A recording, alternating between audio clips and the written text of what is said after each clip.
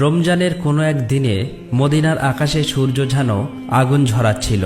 সেই ধুলোমাখা গরম বালুর পথ ধরে বাড়ির পথে হেঁটে চলেছে রহমাত লিল আলামিন হযরত মুহাম্মদ সাল্লাল্লাহু আলাইহি ওয়াসাল্লাম। মাগরিবের আজান হতে আর মাত্র কিছুক্ষণ বাকি। পথের মাঝে দেখা হলো এক গরিব সাহাবীর সাথে।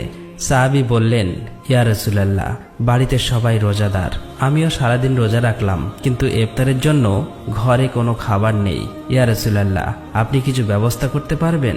তখন রাসূল সাল্লাল্লাহু আলাইহি ওয়াসাল্লাম তার কাছে থাকা মাত্র 2টি খেজুর তাকে দিয়ে বললেন, তুমি চিন্তা করো না, আল্লাহ আছেন, নিশ্চয়ই তিনি সাহায্য করবেন। আল্লাহ আমাদের রিজিক দাতা। এই দেখে সাহাবী কেঁদে ফেললেন। তবে নবীজির ঘরেও ইফতারের জন্য কিছুই নেই, কিন্তু তার সাহাবীদের কষ্ট তিনি সহ্য করতে পারতেন না। আহ, কি সহমর্মিতা, কি ভালোবাসা!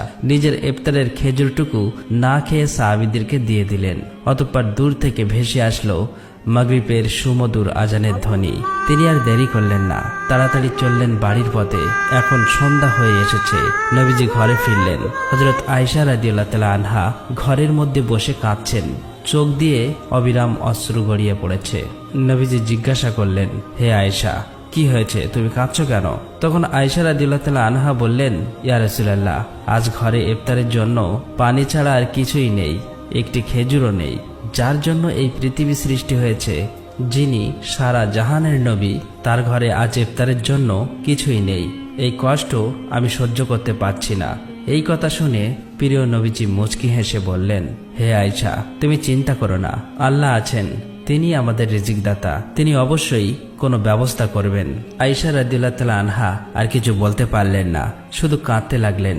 শুধু পানি পান করেই সেদিন ইফতার শেষ করলেন। অতঃপর পরের দিন